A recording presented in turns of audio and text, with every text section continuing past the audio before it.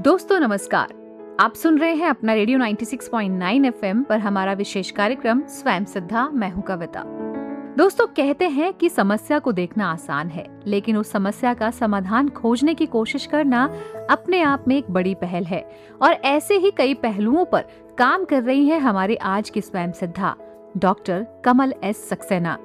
AIIMS New Delhi से अपने professional career की शुरुआत करने वाली डॉक्टर सक्सेना ने हेल्थ केयर और समाज से जुड़े अपने अनुभवों को लोगों की जिंदगी में सकारात्मक बदलाव लाने का माध्यम बनाया। एक इनोवेटर, सोशल कम्युनिकेटर और मेंटर के रूप में वो समाज को लगातार जागरूक कर रही हैं। इसी सोच का एक बहुत महत्वपूर्ण हिस्सा है उनका इनिशिएटिव करेज, साहस का एहसास। ये पहल एडिक्शन से जूझ रहे लोगों की रिकवरी जर्नी पर केंद्रित है। इसका उद्देश्य सिर्फ एडिक्शन से बाहर आने में मदद करना, बल्कि लोगों के भीतर फिर से आत्मविश्वास, सम्मान और उम्मीद जगाना भी है। यानी एक ऐसा प्रयास जो समस्या की बात करने से आगे बढ़कर समाधान और नई शुरुआत की बात करता है। तो आइए मिलते हैं अपनी स्वयं सिद्धा से और जानते हैं उनकी जर्नी आखिर शुरू कैसे हुई। डॉक्टर कमल एस सक्सेना जी, आपका स्वागत है कार्यक्रम में। बहुत बहुत नमस्कार आपको आरजे कविता जी, और I am delighted to be with you at IAMC। एक बहुत बड़ा मेरे लिए प्लेटफॉर्म है, एक व्हीकल है ये बहुत, कि मेरा मैसेज बहुत दूर तक जाने वाला। तो डॉक्टर कमल, आपकी एम्स से जो ये शुरुआत हुई, ये जो सफर है, फिर एक डॉक्टर के बाद ये समाज में आगे बढ़कर काम करने तक का ये बदलाव, ये कैसे शुरू हुआ और इसके पीछे क्या सोच थी आपकी? एम्स से जो मेरी जर्नी स्टार्ट हुई, एम्स से मैंने बहुत कुछ सीखा है।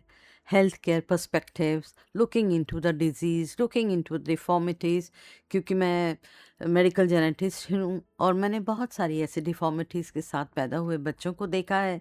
और शायद कहीं कुछ एम्पैथी थी जो मुझे कहीं पे हिट कर गई मेरे माइंड एंड मेरी थॉट्स को। और फिर मैंने ये सोचा कि क्यों नहीं इन चीज़ों को एक बिगर कैनवस पे मैं अगर अटेंड करूं तो अच्छा होगा, क्योंकि कम्युनिटीज़, कम्युनिकेशन ये एक ऐसी चीज़ है जो आप वन टू वन कनेक्शन में ही आप काम कर सकते हैं, क्योंकि वहाँ एक दायरे के अंदर आप जुड़ के काम कर सकते हैं, लेकिन आप बहुत ज़्यादा जुड़ाव नहीं कर सकते। तो यही मेरी एक जर्नी का एक स्टेपिंग स्टोन है, जो मैं शायद अपने आप को कहती हूँ कि आई एम ब्लेस्ड कि मुझे कम्युनिटी में और सोसाइटी के साथ वन टू वन काम करने को मिला। जी, तो अगर हम आपकी पर्सनालिटी के बारे में थोड़ा और जाने, तो आप किस तरह के कार्य करती हैं? क्या कुछ आपके कार्य क्षेत्र में इस समय आता है? देखिए, मेरे कार्य क्षेत्र में अगर मैं अपनी पर्सनैलिटी, जो आपने शब्द कहा, I am a very loving and caring person, है ना, कहते हैं caring and sharing and happy go noun person हूँ मैं। ज़्यादा घबराना और परेशान नहीं होती, इसलिए मैं शायद एक एम्स से मैं बाहर निकलने की एक मैंने कोशिश भी की, और एक मुझ में ये करेज थी कि मैं शायद ये काम को कर पाऊँ। जी। आपकी जो ये एक ज़िंदगी को जीने का जो एक तरीका है, एक नज़रिया है आपका, जो ये हमेशा खुश रहना है, ये हमें आपके फेस पे इस वक़्त नज़र आ रहा है कमल जी। जी। और आपने समाज की कई चुनौतियों को करीब से देखा। कब लगा कि सिर्फ़ समस्या देखना नहीं, बल्कि उसके समाधान का भी हिस्सा बनना ज़रूरी है? बहुत अच्छी बात आपने कही, क्योंकि समस्याओं को देखना ही नहीं है, उसे समझना ही नहीं है। जब तक आप उसके साथ खुद को कनेक्ट नहीं करते, तो आप ना उसका सॉल्यूशन पा सकते हैं, ना उसका आप कहीं पे भी उसकी खोज कर सकते हैं। You need to discover the problems the and to find the solutions. You have to be connected with the solution, with the problem solution. तो कब आपको लगा कि अब मुझे इस फ़ील्ड में उतर के लोगों के लिए काम करना है? मैं ये कहूँगी कि खाली एम्स से ही मेरी ये जर्नी स्टार्ट नहीं हुई। I am a person like that only. मैं हमेशा से ही, बहुत समय से ही इन सब चीज़ों के लिए काम करती आई हूँ। समाज में मैंने काम किए हैं, अगर हम ये कहें स्कूलिंग से, कॉलेज टाइम से, ये सब चीज़ें मैं करती आई हूँ। और जब एक इंस्टेंस हुआ था, जब एम्स में ही एक छोटे बच्चे को मैं देख रही थी, वो ड्यूशेन मस्कुलर डिस्ट्रॉफी से का पेशेंट था। हमारे लिए आसान होता है कहना कि बीबी इसके कपड़े उतार, लेकिन उसको स्कोलियोसिस था, उसके रीढ़ की हड्डी मुड़ी हुई थी, तो उसकी माता उसके कपड़े कैसे उतारे, ये मुश्किल था। वो शायद एक वक्त था, वो एक इंस्टांस था जिसने मेरे ऊपर एक ऐसा इम्पैक्ट किया कि मुझे I must do something for their dignity, for making them self reliant, क्योंकि केयर गिवर्स भी जो होते हैं वो बहुत बहुत ज़्यादा जो है इसमें ग्रसित होते हैं। वो भी इस चीज़ से जूझ रहे होते हैं, बच्चे की समस्या से, उसकी डिजीज़ से। तो मैंने कोशिश की कि कुछ इनोवेशन करके मैं उनके लिए अडेप्टिव अपैरल्स बना सकूं। तो मैंने वो अडेप्टिव अपैरल्स बनाए जिसको मैं क्लाउड9 कहती हूँ, और उनसे मुझे Limca book of world record में एक स्थान भी मिला। और अपने अडेप्टिव अपैरल्स को शोकेस करने का मुझे पेरिस तक जाने के लिए ये department of scientific and industrial research से मुझे एक अवार्ड भी मिला, और मैं वहाँ तक जाके अपने इन अडेप्टिव अपैरल्स को शोकेस भी कर पाई। जी, ये जो एक बढ़ाया हुआ कदम था, इसके बाद कॉज कनेक्ट ग्लोबल के ज़रिए आपने समाज में बदलाव भी लाने की कोशिश की, ये क्या है? जी, क्योंकि कहते हैं कि बदलाव is the change is the only constant. बदलाव ही निरंतर है, बदलाव ही कालांतर है, कालांतर ही युगों में परिवर्तित होते हैं। एक भ्रूण जो है मानव बन जाता है, एक बीज जो है वृक्ष बन जाता है। तो बदलाव तो निरंतर है। तो इस बदलाव को देखने के लिए I say that change creates the possibilities. तो उन पॉसिबिलिटीज़ को वर्क करना चाहिए, हमें देखना चाहिए। अगर हम चेंज नहीं लाएंगे तो we can not explore newness. तो यही एक मेरा रीज़न है कि हम पर्सपेक्टिव को चेंज करें, अपनी बातों को सोचें, उनको समझें, उनको डिस्कवर करें, तो we can, I think we can find the more possibilities into it. आपके अनुभव में जागरूकता को एक वास्तविक बदलाव बदलने का सबसे प्रभावशाली तरीका आपको क्या लगता है, वो क्या है? देखिए, जागरूकता, अवेयरनेस जिसे हम कहें, वो फिर से चेंज के साथ जुड़ा है। अवेयरनेस को करना एक चीज़ है, then we need to awaken the thought. Aware किया, उसको अवेकन किया, देन वी, वो नरेशन किस तरीके से जाता है, हमारे क्या कम्युनिकेशन है, उसको जब हम अपने कनेक्ट करते हैं कम्युनिटी के साथ में, then we find the different alternatives we work out. तो वो हमें ज़रूर मिलता है कि आज हमारा सोल्यूशन क्या निकल के आया है। तो वो awareness, awakening with creating the possibilities and perspective, changing the perspective, we find the solution. Health sector के साथ साथ आपने बहुत सारे ऐसे मुद्दों पर भी काम करना शुरू किया जो इस वक्त समाज में बहुत ज़्यादा देखे जाते हैं, जिनमें एडिक्शन एक बहुत बड़ी समस्या सामने आती है। क्या ये सोच भी पहले से थी कि इसके प्रति भी काम करना है? देखिए, ये कंटिन्यूस प्रोसेस है कि मैं काम करती हुई in line with United Nations. सारे नेशनल मिशंस हमारे क्या है, जो कॉज कनेक्ट ग्लोबल मेरा एक social, it's a social impact communication platform, क्योंकि it's a message for masses. अगर हम कनेक्ट नहीं करेंगे, if we don't relay the masses, we cannot connect, we cannot do the services to the society. जब तक हमें मैसेज पूरा नहीं जाएगा टिल द लास्ट माइलस्टोन, तो उसको भेजने की ज़रिया है a better communication, better and creative campaigns, जिनके द्वारा हम कनेक्ट कर सकते हैं till the last milestone in the society. Addiction को लेकर समाज में बहुत सारी गलतफहमियां भी हैं, उनको भी आप करीब से देखती होंगी, जिसे दूर करना बहुत ज़रूरी है। कुछ जी हाँ, बताना चाहेंगे इसके जी बारे हाँ, में? जैसे आपने कहा कि मैं एडिक्शन तक या नशे की, जो ड्रग्स की बात चल रही है, उस तक कैसे पहुंची। बहुत सारे, जैसे मैंने आपको बताया कि यूनाइटेड नेशन के एसडीजीज पे मैं काम कर रही हूँ। तो वो बहुत सारे हैं। तो जैसे वुमेन डिग्निटी की बात करते हैं हम, ज़ीरो हंगर की बात करते हैं, एजुकेशन की बात करते हैं, जेंडर पैरिटी की बात करते हैं, जेंडर इक्वालिटी की बात करते हैं, हेल्थ की बात करते हैं। जब ये डिफरेंट चीज़ें करते करते हम समाज में बढ़ते हैं, तो पाते हैं कि there are other things also which are causing distress in the society, fabric of the society. तो उसमें एक ड्रग्स भी बहुत बड़ी चीज़ है। नशा भी जब हमने धीरे धीरे पाया तो देखा एडिक्शन या ड्रग अब्यूज़ या substance abuse is causing lots of distress. और वो खाली डिस्ट्रेस सेल्फ का नहीं है, एक इंडिविजुअल का नहीं है, it's a distress to the family, is distress to he himself और to the national GDP also. एक सोशल फैब्रिक डिस्टर्ब होता है जब एक नशे में कोई ट्रैप हो जाता है। लेकिन अब इन चीज़ों को कैसे कम किया जाए? आप तो इस पर बहुत लगातार काम करती हैं, तो सबसे बड़ी समस्या देखती कहाँ पर हैं आप? देखिए, इसके लिए यूँ तो अगर हम कहें कि डेमोग्राफिकली या geographically there are certain pockets are there, but this is omni present. ये ओमनी प्रेजेंट है, क्योंकि अगर हम बात करते हैं स्कूल्स की, हम बात करते हैं इंस्टीट्यूशनल कॉलेज की, समटाइम्स देयर आर जो बच्चे लोग भी हैं आजकल who are into the adolescent, who are on road to becoming young, वो भी इससे बहुत नशे में हैं। तो अभी पीछे ही मैं पॉक्सो के एक्ट के अंतर्गत बहुत सारे स्कूल्स में मैंने ड्रग फ्री चाइल्डहुड की कैंपेन को किया है कि drug free childhood is a shield against sexual harm. तो उन बच्चों के साथ मैंने बातें की हैं who are on the road to becoming young. तो उनसे भी मैंने की कि नशा अपने में ही, अगर हम बात करें, नशा एक मज़ा है लेकिन ये सज़ा भी हो सकता है।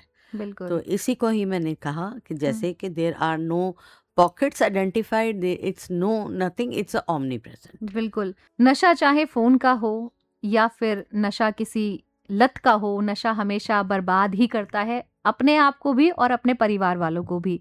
तो जो लोग रिकवरी की राह पर चल रहे होते हैं, उनके जो परिवार है, वो कितनी बड़ी भूमिका निभाता है? उनकी भूमिका बहुत बड़ी होती है। जब मैं इसमें बात कहूँगी कि करेज जो मेरा इनिशिएटिव है, जी। फ्लैगशिप इनिशिएटिव है अंडर कॉज कनेक्ट ग्लोबल, तो ये courage simply to conquer over addiction जो हम बोलते हैं इन वेरी स्लैंग और राइमिंग में हम बात करते हैं, but courage is not simply to overcome addiction, it is to discover yourself, discover your courage to overcome the limitations, कि आप क्या बनना चाहते थे वही आप फिर से बने, यही आप करेज को आप डिस्कवर करते हैं। जब हम बात करते हैं रिकवरी वॉरियर्स की जो रिहैबिलिटेशन के दौरान से गुजर रहे हैं, उनके साथ हमें बहुत केयर और डिग्निटी से हैंडल करना है। फैमिलीज को भी हमें पार्ट बनाना है ऑफ द रिहैबिलिटेशन इकोसिस्टम। तो जो लोग नशे में पड़ गए हैं, जिन्हें लत लग गई है, क्या आपका जो ये संस्था है, ये इनको मदद करते हैं? जैसे मैंने कहा, मेरा कॉज कनेक्ट ग्लोबल प्लेटफॉर्म जो है, it's a communicative social impact communication platform है।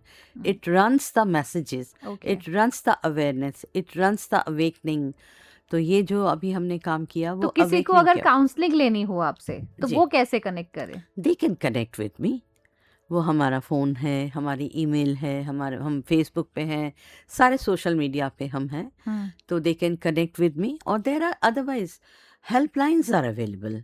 ऐसा नहीं है, they only need to be they need to contact me for that. There are helplines available, वो उसको जा सकते हैं। और कितनी सारी स्टोरीज आपके आसपास ऐसी रही होंगी जो आपके दिल को छू गई होंगी। बहुत सारे मोमेंट ऐसे भी होते हैं जो इंसान कभी भूल नहीं पाता। तो आपकी लाइफ में भी कुछ ऐसी स्टोरीज हैं? बिल्कुल, बहुत सारी स्टोरीज हैं ऐसी जो मन को छू गई। एक सबसे पहले तो मेरी आगाज़ ही उस स्टोरी से हुआ था, जब मैं उस छोटे बच्चे जो 3-1 साल का बच्चा था, जिसने मेरे मन को छुआ और मेरी शायद जर्नी को एक दूसरी शेप दी। तो इस तरीके की बहुत सारी स्टोरीज़ हैं। तो कई सारी महिलाओं के साथ है।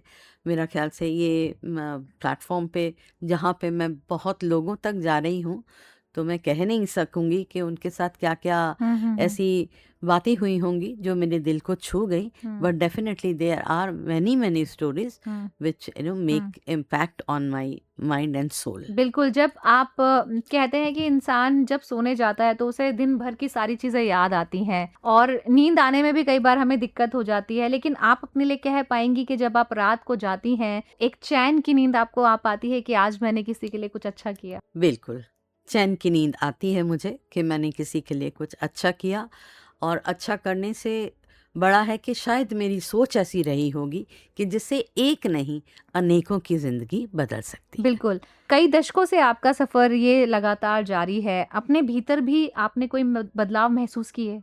जी, बदलाव तो बिल्कुल महसूस किया कि पहले अगर एक पल के लिए किसी अपने लिए सोचती थी, हुँ, हुँ। लेकिन अब मैं बहुतों के लिए सोचती हूँ। I am for many now. तो आपने जो ये अपने आप को समर्पित कर दिया है समाज के लिए, घर को कैसे बैलेंस कर पाती हैं? घर को बैलेंस करने के लिए मेरे बेटर हाफ है, who is always at my back. He is my team, and my whole family is, I would say that they are dedicated to me, hmm. So that I can do something for the community. बिल्कुल। Ma'am यहाँ पे एक बहुत ज़रूरी सवाल है महिलाओं के लिए। जी। आपने कहा कि महिलाओं के साथ भी आपने बहुत सारा काम किया हम्म। है। लेकिन आज जिस तरह से हम एक बदलाव अपने समाज में देख रहे हैं, लड़कियाँ भी बहुत सारी ऐसी हैं जो नशे की लत में घिरी हुई हैं। जी कुछ हाँ, कहना चाहेंगी? बिल्कुल। नशे की लत में अगर हम डाटा भी उठा के देखें, स्मोकिंग का भी देखें, फीमेल वर्सेस मेल, तो काफ़ी फ़र्क है। They are, I think, outshining, I would say. यहाँ पे शाइन का शब्द बोलूँगी हुँ, क्योंकि वो लोग इसको शायद हुँ। क्रिटिकली मेरी बात को ज़रूर पकड़ें बिल्कुल। कि they are outshining means they are hmm, not doing good. Hmm, यहाँ पे वो कहेंगे why can't hmm, we do, hmm. It's a gender parity, बिल्कुल, इफ मेल कैन डू बिल्कुल। It then female, if boys are also enjoying a cigarette in my hand, I felt like a man. Hmm, So why can't we do that? Cigarette in my hand, I felt like a woman. हुँ। लेकिन कहते हैं कि biological भी औरतों के लिए बहुत सारी चीज़ें ऐसी होती हैं जो नशे से उनकी बॉडी को ख़राब करती हैं, हार्म करती हैं। तो जब ऐसी अवेयरनेस फैलाने के लिए आप जाती हैं, कुछ समस्याएँ भी आती हैं आपको उस वक़्त? ऐसी समस्याओं से मैं अगर यूँ कहूँ तो वन टू वन मैंने अभी यंग पॉपुलेशन को वन टू वन एड्रेस नहीं किया है। लेकिन ऐसी बात नहीं है, जब मैं रिकवरी वॉरियर्स के बीच में होती हूँ, तो अगर हम ये कहें कि रिकवरी वॉरियर्स में ज़्यादा मैंने मेल रिकवरी वॉरियर्स के साथ ही ओके। काम किया है। हुँ, फीमेल रिकवरी वॉरियर्स के साथ मैंने अभी उतना काम नहीं किया। But definitely it is when I go into the institutions, I tell them that it's not only the female who are getting the negative impact of smoking or alcoholism, but definitely it's a passive smoking का बिल्कुल। Effect भी होता है हुँ, जो girls या female जो है लेती हैं। हुँ, सबसे बड़ा इफ़ेक्ट जो मैं देखती हूँ जो मेल स्मोकिंग करते हैं उनको मैं ये बताना चाहती हूँ कि उनसे उनके जो है रिप्रोडक्टिविटी पे बहुत हार्म होता है। हुँ। ऑल्सो छोटे बच्चे जो घर में हैं, वो देखते हैं और कहीं न कहीं ये नशे की लत जो है, वो घर से ही शुरू होती है। बिल्कुल, ये घर से शुरू होती है क्योंकि मैंने कई सारे रिकवरी वॉरियर्स के साथ उनकी स्टोरीज़ को सुना है। तो किसी ने कहा कि पहला पैग तो मेरे दादाजी ने ही पिलाया था। तो अब मैं 17 साल से मुझे लत लगी और आज मैं 10 साल से क्लीन हूँ। तो हुँ, ये एक रिकवरी वॉरियर की जो रिकवर्ड हीरो है, उसने इस तरह बताया। जी। क्या नशे को छोड़ा जा सकता है? नशे को छोड़ा जा सकता है क्योंकि नशा एक लत है, लेकिन नशा एक बीमारी भी है। हुँ। तो हर बीमारी का इलाज है। कब लोगों को ये रियलाइज़ होता है या कब रियलाइज़ ऐसा हो जाए उनके घर वालों को कि ये नशा नहीं, ये लत नहीं है, ये बीमारी बन गई है अब? बिल्कुल, ये बहुत अच्छा आपने क्वेश्चन किया आरजे, कि एज एक्सेप्ट करने में कि मैं अब एडिक्शन में हूँ, बहुत टाइम बीत जाता है और तब तक बहुत सारी चीज़ें जो है नुकसान हो गई होती हैं। तो फैमिली सबसे पहले एक्सेप्ट करती नहीं है क्योंकि एक स्टिग्मा रहता है, हुँ, क्योंकि लोग क्या कहेंगे। ऐसे में बच्चा जो है, हुँ, बच्चा हो, यंग हो, एडल्ट हो, जो भी इस समय नशे की गिरफ्त में आ गया, वो तो आ ही गया, लेकिन पेरेंट्स, उसकी फैमिली, वो स्टिग्मेटाइज हो जाती है। वो मानने नहीं देती, वो ठीक हो जाएगा, ठीक हो जाएगा, लेकिन ये समझ में नहीं आता कि ये एक बीमारी से जूझ रहा है। And there is we can have, कोई भी बीमारी का इलाज है, तो हम इसको जो है अब एक रिहैबिलिटेशन सेंटर में ले जाते हैं। आप बहुत सारे छोटे बच्चों के बीच होती हैं, स्कूल्स में जाती हैं। पीयर प्रेशर का भी बहुत असर पड़ता है और इस दिशा में बच्चों के साथ काउंसलिंग होना बहुत ज़रूरी है क्योंकि एक दूसरे को देखकर वो प्रेशर डेवलप हो जाता है इस पर क्या कहना है आपका? बिल्कुल, पीयर प्रेशर का बहुत असर होता है। आजकल एक नया शब्द भी चल रहा है, ग्रूमिंग। हाँ, कि ग्रूमिंग है जहाँ पे आप खुद से नहीं, लेकिन यू आर फोर्स्ड टू, है ना, और ल्योर टूवर्ड्स द ड्रग्स और अल्कोहल। तो इस तरीके से चीज़ों, बच्चों की काउंसलिंग होनी बहुत ज़रूरी है। वो काउंसलिंग इट स्टार्ट्स फ्रॉम, जैसे हम कहते हैं, इट्स अ सर्कल ऑफ 5। जैसे अपने पेरेंट्स हों, अपने टीचर्स हों, काउंसलर्स हों, या पीपल, एक काउंसलिंग लाइंस हों जो हमारी हेल्प लाइंस हैं, वो हमें हेल्प आउट कर सकते हैं इस चीज़ के लिए। अगर we are trapped in this drugs और अल्कोहल और सब्सटेंस अब्यूज़, तो हम इस चीज़ को अपनी एक शिकायत दर्ज कर सकते हैं। बिल्कुल। और बहुत सारे नंबर भी मौजूद हैं, अगर किसी को अपनी पहचान गोपनीय रखनी है तो वो रख सकता है। बिल्कुल, जैसे बच्चों के लिए 1098 सा हेल्पलाइन जो पॉक्सो एक्ट के तहत ये दी जाती है, तो उनकी ये सिक्रेटिव भी रखी जाएगी और they come to the rescue of a child and they help it out. जी।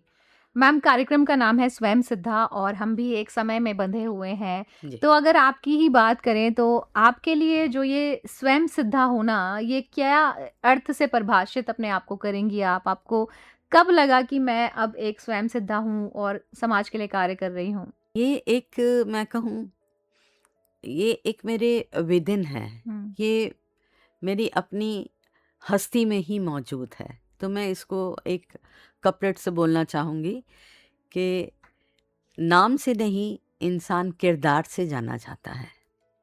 नाम से नहीं, इंसान किरदार से जाना जाता है। काम तो शायद सब करते हैं, लेकिन काम को नाम से जाना जाता है। बिल्कुल। और किरदार में जब नाम जुड़ जाए तो वो नाम और दमदार हो जाता है। तो यही पर्सनैलिटी बिल्कुल। है आपकी, जी। डॉक्टर कमल। और किसी व्यक्ति की ज़िंदगी में उम्मीद जगाना भी समाज की एक बड़ी बदलाव की शुरुआत हो सकती है। आप हमारे सभी लिसनर्स को क्या मैसेज देंगी? मैसेज ये देंगे कि हिम्मत रखिए, क्योंकि लिमिटेशंस, वीकनेसेस और कहीं ना कहीं रुकावटें जीवन में आती ही हैं। तो हिम्मत रखिए, खुद पे विश्वास रखिए। बहुत बहुत धन्यवाद डॉक्टर कमल एस सक्सेना जी आपका, जो आप हमारे स्टूडियो में आई और आपने इतनी अच्छी बातें हमारे साथ की। बहुत बहुत धन्यवाद आरची कविता। और फिर से मैं धन्यवाद करना चाहती हूँ इतने बड़े प्लेटफॉर्म IAMC का, जिन्होंने मुझे यहाँ पे बुलाया और सबके साथ जुड़ने का एक मौका दिया। यही कॉज कनेक्ट ग्लोबल का एक पहचान है, connecting with the mosses, connecting for a cause.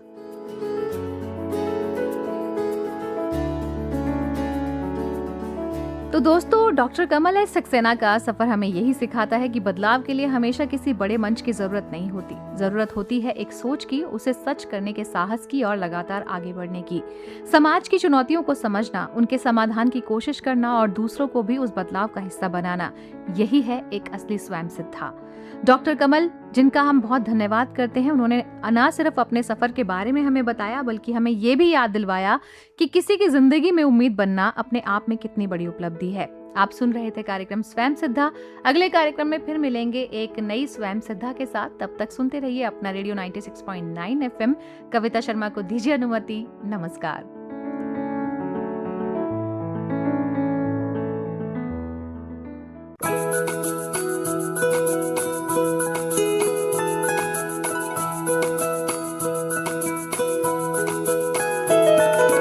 मेरी ख्वाहिशें, मेरे अरमान, मेरा बस यही सपना, जिंदगी में हर कोई समझे हम सफर मुझे अपना, अपना, बस अपना।